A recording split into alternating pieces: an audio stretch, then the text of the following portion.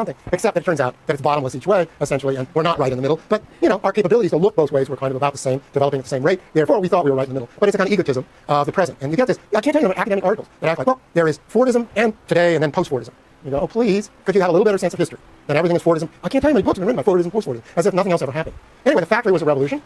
But I'm going to take you through 5 revolutions here, quickly, but not hopefully too quickly. This is Swift, not Jonathan Swift. This is, what is his first name?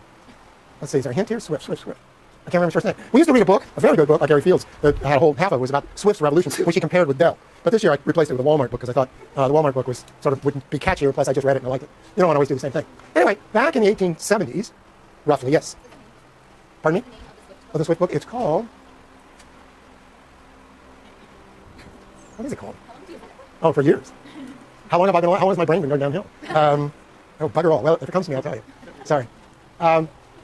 Rats. Anyway, this happened. It happened in a place. It happened in Chicago after the Civil War. Chicago had already in the 1850s and 60s become the meatpacking capital of the country. And because, of course, all the beef and all the pigs around the Midwest, but Chicago concentrated this all, partly because, as I told you in last week's lecture, the railroads got together and built what was called the stockyards, where they would centralize all the cattle coming into Chicago and then put the meat packers right next to it so you can get your cattle, slaughter them, and produce the meat. And a bunch of large and small companies popped up around there, including Swift, Armour, Dubuque, and others, which used to all be quite famous and mostly disappeared now. Although Swift, I think, still exists as a subsidiary of Cargill or something.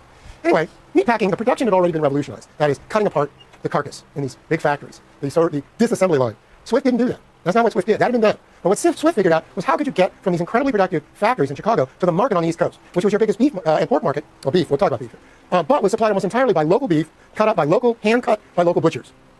And they said, my God, we've revolutionized production. We have cheaper beef. If we could just get it to market successfully, we can undercut those butchers, those old handicraft. And it's no different than the factories, the textile factories of England undercutting the old hand loom weavers and starving them to death. Well, that's what they did to the butchers of the East Coast, by and large. So what he figured out is that if you could keep the beef cool and get it all the way to New York without going bad, you'd already saved so much cost that you could cut up the final product, these guys hanging. I mean, at that time, they just hang the carcass. You could cut it up at the end, but you could get rid of, cut out, so to speak, a lot of intermediate butchering and take over that market. And that's what he did. He figured out you could put ice in the front of a car, of a rail line car, in a little container. Air would flow over the ice, which he had supplied from Canada, flow over that ice, and then keep the car cool during the 3 days or so it took to get to New York or Boston or Philadelphia. Not exactly a huge technology, but enough to keep the stuff cool.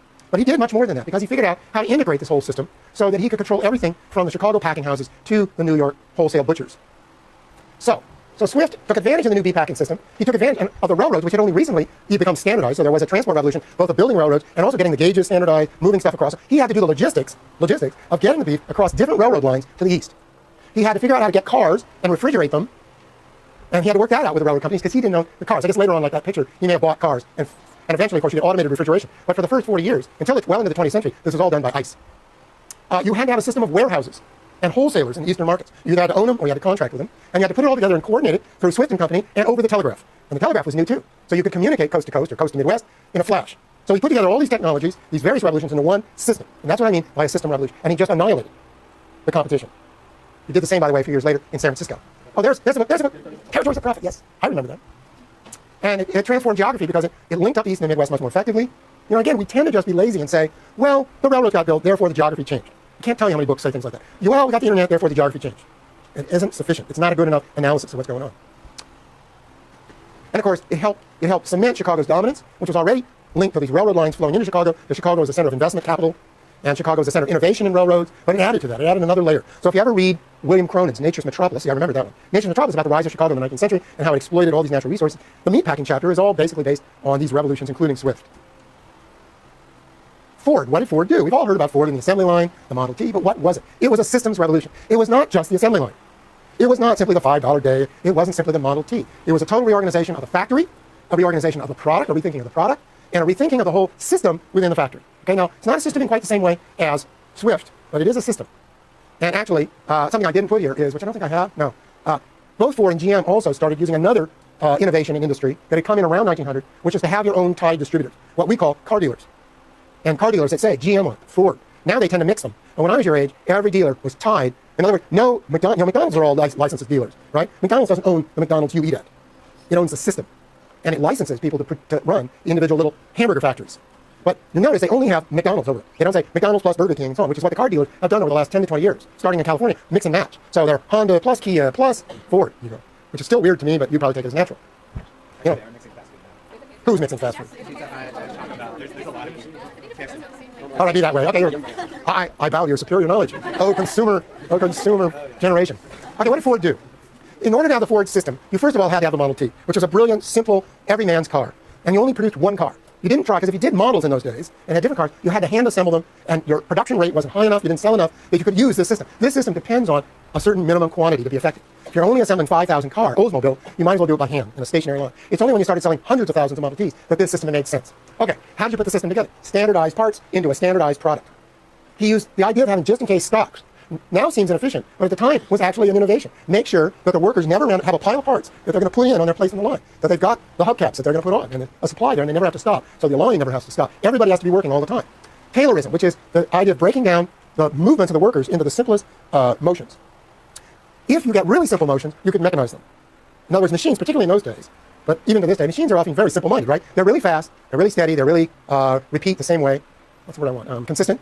But they're really dumb. They can move bottles along a line or something. But like, it's really hard to get a machine to really look at a tomato and say, is that a good tomato? Is that one that's going to appeal to people? That's still virtually impossible to do, which is why you sell hand pickers, hand testers. Okay, so you break it down so that guys are, and then you sequence it, and you mechanize simple things, but then you sequence it so that the whole thing is logical. You can't have a moving line if you're trying to put the chassis on before you put the engine in. Okay, that's obvious, right? A lot of things aren't obvious when you put this together. And even more or less obvious was the fact that his engine line came in, and his body line came into the chassis line at different points to deliver engines that had been completely assembled, could then be lifted onto the chassis, and then eventually the body put on the chassis. All that has to be sequenced. And every step, every labor step has to be sequenced. The parts have to be there. And, I forgot to say, the standardized parts, something I'll talk about, well, I thought I'd talk about in technology. Materials improvement. Until you have carbon steel and manganese steel and then chrome steel and so on, you can't cut parts to a good enough tolerance. Simple old-fashioned blue steel, that first carbon steel, would expand and contract too much. Once you started improving the metallurgy, you could get steel that would be more consistent and would be harder. The other thing is that you need things like, I don't know what they put in, molybdenum or whatever it is they put in, the cutting tools, which have to be harder than the parts. And, even to this day, you put diamond edges on these. I don't think Ford had diamond edges yet, but he had hard steel so that the cutting tools could be very precise. And then the lathes have to be very precise. And you have to have calipers that are very precise. So they're turning out parts that can be put into any car, taken out of that car, or replaced and put right into the car. That didn't exist until Ford. There are earlier premonitions of going back all the way to Napoleon's armies. The first standardized substitutable part was invented by a general, or somebody. The generals take credit anyway, for rifles in Napoleon's army. It was then perfected with machines to cut rifle bores and wood stocks for rifles and so on in Massachusetts in the 1830s. And so you could start to assemble rifles much faster for, say, this mass production of the Civil War. But you still didn't do it with this kind of standardization. And of course, Ford changed the geography of the world by making Detroit into the greatest automobile producing center in the world. Ford and GM then went out across Europe and Latin America and so on, putting in car plants, bringing cars to the world, pushing aside the older craft-type luxury cars to a large extent. And of course, Detroit was the fastest growing city in America from 1900 till World War II, till the Great Depression, so 1930. And that's because of the car industry, which is because of the Ford Revolution. So it changed the geography of the world. And when the auto industry goes down, so does Detroit. A&P. Well, I throw in A&P here because I needed something between Ford and Toyota. But it's a stand-in for the rise of modern retailing. And we'll talk more about this next time. But what A&P did was to standardize its stores. They were still little stores like this. Standardize its stores starting in around 1910 and through the 1920s. Actually, Piggly Wiggly came up with the idea of a single checker where the customer picks up the stuff and it goes through a checker. That was invented. That didn't just happen. It was invented as a way to minimize the cost of handling, making the customer do the work. And of course, Walmart is just a giant improvement on that principle. But A&P and all the others picked up on that. Later, somebody invented the shopping cart in the 40s that made it even more efficient, and so on and so on. So there was this mass, and in the middle of the 20th century, the largest corporations in the world are A&P, Sears, Roebuck, Montgomery Ward. Just like today with Walmart. We tend to look back and say, oh, it must have been General Motors or some meat packer or something. No, it was a retailer even then. Retail is really important. Okay, what A&P did was chain stores with a formulaic kind of layout, standardized selling with standardized products. By the way, it helped that you had a lot more canned goods coming online from a revolution in canning and food, and things like breakfast cereals from a revolution in food processing that took place around 1900, so that this could happen. They also took over the warehousing and integrated with a retail. So it was a revolution in integration of wholesaling and retail. And then they would do bulk purchases from the canning companies, Heinz, Campbell's, Kellogg's, whatever it was, and they would centralize that through their warehousing and put it out to their stores. They would own their own trucks, and it sounds a lot like Walmart, doesn't it, in miniature? A lot of what Walmart does is what these guys invented. There was a book on this too, Richard Tedlow's New and Improved the Story of Mass Marketing in America. There was a book on Ford, which I forgot to read out, which was a guy named Houndshell, called From the American System to Mass Production. Yeah, it was on an earlier slide, right? I don't have any maps of A&P, so forget that. Moving right along to Toyota. Oops, got to wrap it up here. Okay, Toyota, the guy who invented the Toyota system wasn't a Toyota. It was actually this guy, Taiichi Ohno, who was an engineer at Toyota, eventually moved up to vice president, but he was there after the war when Japan was leveled. Remember, I talked about this, kind of restarting systems, the dominance of the U.S., and then Japan and Germany catching up. Well, one of the ways they caught up was rethinking the production. They had to rebuild the whole system. They had to rebuild their factory. They had to do it in a system in which they were poor. They had limited space. So they didn't have a big mass market yet for cars. They had limited space. They had limited machinery. They didn't have capital for a lot of machinery. So they didn't do it with machines. They had to do it with a better production system. So Ohno comes up with this idea of just in time. Low inventory. Didn't have money. They have a lot of stuff lying around. You had to keep the inventory down. And then he figured out a way you could pull through inventory and have connectivity between workstations, even without a moving production line, by having what he called Kanban boards, which were simply clipboards that were passed from station to station. When you delivered a good, it was registered on a clipboard, and that went back to the guy who supplied the good. Meanwhile, the guy who took the good registered it on his clipboard, and if any problems arose, then that went back to the previous workstation, and so on and so on down the line. That was a lousy explanation, but forget it. I'm running out of time. So then they did quality control. They corrected the mistakes. They didn't put a premium so much on speed, but on quality, recognizing that if you rush a product and you ignore problems with the axles and the bearings, and you'll get a lousy product, and you'll end up spending more replacing that car, fixing that car, or rejecting that car and scrapping it. So no lemons. So the lemon rate just went down dramatically, putting Ralph Nader out of business, really, turning him into presidential candidate, because that's what he got his name on, was this book, Unsafe at Any Speed, about how many lemons GM was putting out and how dangerous many of them were. Okay, then he started working not just on breaking down work, but on putting work back together in work teams, shared responsibility, and feedback from your workers. Don't treat your workers as idiots. Treat them with a little respect, but not just because you want to feel good, but because they'll tell you what's wrong.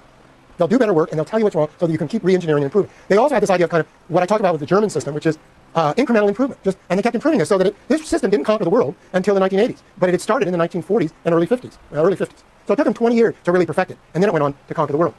So what Toyota achieved, making a virtue of necessity, and basically getting one up on Fordism. And then the geography of it, though, is that, oh no, for just-in-time delivery, put everything together. So that Toyota has this thing called Toyota City, with all its suppliers around Nagoya, very close, within 2 hours. And that's what they still do. And it's the exact opposite of long distance. It's more like clustering. It's a kind of clustering. And then it spreads around the world in the 1980s and 90s and just blows Fordism out of the water over and over and over again. And then Dell, all I'll say about Dell is what he did, which you guys already understand, is master the system, ordering parts by computer as on demand through an integrated supply chain back into Asia, so that the orders would cascade down the supply line. Close management of the whole system by computer, everything handled, integrated through the internet. And that's what Dell did. He's having trouble now, but 10 years ago, he was the lion of, that's why you got pictures like that in the paper. Okay, that's enough for today. See you on Thursday.